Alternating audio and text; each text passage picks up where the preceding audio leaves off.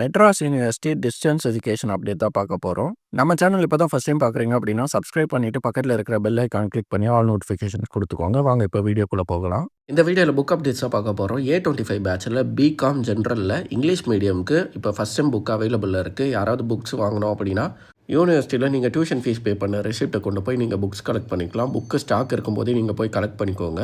அடுத்த அப்டேட் யாருக்குன்னு பார்த்தீங்கன்னா MBA ஃபஸ்ட் செம் A25 பேட்சுக்கு இப்போ புக் அவைலபிள் இல்லை. 20th நவம்பர் தான் புக்ஸு ஸ்டாக் இருக்கும் அப்படின்னு போட்டிருக்காங்க. 20th நவம்பருக்கு மேலே நீங்கள் யூனிவர்சிட்டியில் போய் MBA ஃபஸ்ட் செம் புக்ஸ் வாங்கிக்கலாம். அடுத்தது A25 பேட்சுக்கு இந்த டிகிரிக்கெலாம் புக் இருக்குது. MBA ஃபஸ்ட் செம் தவிர மற்ற எல்லா புக்ஸும் இப்போ இருக்குது. லாங்குவேஜ் புக்ஸ் இல்லை அப்படின்னு சொல்லியிருக்காங்க. நீங்கள் யூனிவர்சிட்டி போகிறீங்க, லாங்குவேஜ் புக்ஸ் உங்களுக்கு கொடுக்குறாங்க அப்படின்னா கீழே கமெண்ட் பண்ணுங்கள். மற்றவங்களுக்கும் யூஸ்ஃபுல்லாக இருக்கும் புக்ஸ் இருக்குது அப்படின்னா. நீங்கள் C25 பேட்ச் ஸ்டூடெண்ட்டாக இருந்து ஃபஸ்ட் செம் புக்கு இன்னும் நீங்கள் வாங்கலாம் அப்படின்னா நீங்களும் போய் கலெக்ட் பண்ணிக்கலாம் இதில் இருக்கிற டிகிரிக்கெலாம்.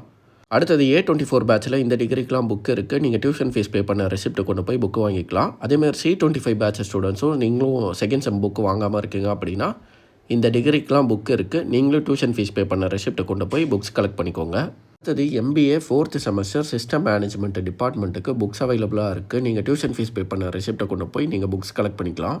உங்களுக்கு வேறு ஏதாவது டவுட் இருந்துச்சு அப்படின்னா கீழே கமெண்ட்டில் கேளுங்க. உங்களுக்கு இந்த வீடியோ யூஸ்ஃபுல்லாக இருந்தால் ஒரு லைக் போட்டு சேனலை சப்ஸ்கிரைப் பண்ணிவிடுங்க.